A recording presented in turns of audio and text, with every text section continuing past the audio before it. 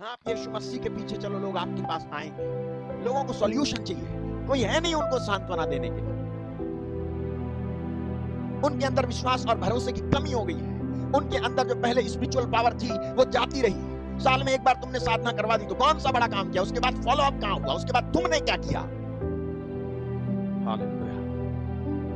मैं यहां किसी के अगेंस्ट में नहीं हूं, ठीक है, लेकिन मैं आपको बता रहा हूं ये सच्चाई है। लोग बेचारे आहें भर रहे,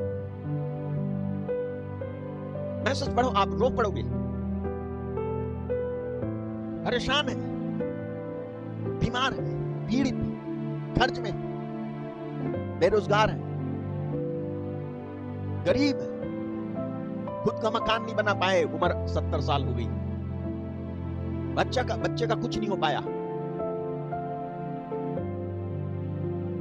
मेरे भाई मेरी बहन, कोई नहीं है।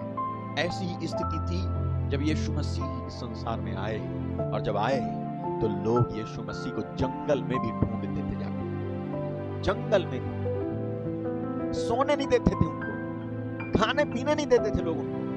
टाइम बीत जाता था, उनको खाने पीने का होश नहीं रहता था। यीशु मसीह को लिखा हुआ है मार्क में, यीशु के बारे में सामने लिखा हुआ है मार्क 3:20।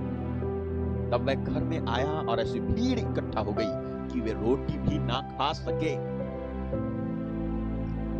जब उसके कुटुंबियों ने यह सुना तो वे उसे पकड़ने के लिए निकले, क्योंकि वे कहते थे उसका चित्त ठिकाने नहीं, अपने ही आप में खोया रहता है, इसको होश नहीं है कब खाना है कब नहीं खाना।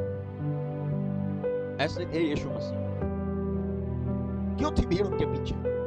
क्योंकि यीशु मसीह की बातों में एक नयापन था। लोगों को महसूस होता था यार कुछ तो नया हो रहा है मेरे जीवन में।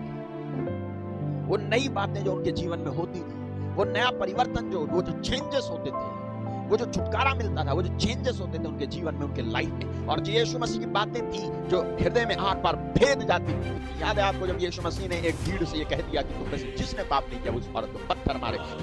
ये बात यीशु मसीह की उस भीड़ के हृदय के आर पार भेद गई, छेद गई, और उनमें से हर एक क्या छोटा क्या बड़ा सबके हाथ से पत्थर गिर गए। सब लोग यीशु को और उस औरत को जो पाप की थी छोड़ करके चले गए। और यीशु मसीह को देखो, आए रे क्या कहूं, यीशु मसीह को देखो, कहते हैं कि देख किसी ने तुझे दंड नहीं दिया, जब मैं भी तुझे दंड नहीं दूंगा, फिर से पाप मत करना। ये बात ऐसी नई बात थी कि किसी ने कही नहीं थी। ऐसी नई बात, ऐसी नई बात, एक कंडम, एक पापी, एक गुनहगार, एक हताश, एक टूटा हुआ, अरे क्या हुआ, वो भीड़ छोड़ के चली गई तो उसने पत्थर ही तो नहीं मारे, लेकिन उसके अंतःकरण में तो अभी भी था कि मैं पापी हूं।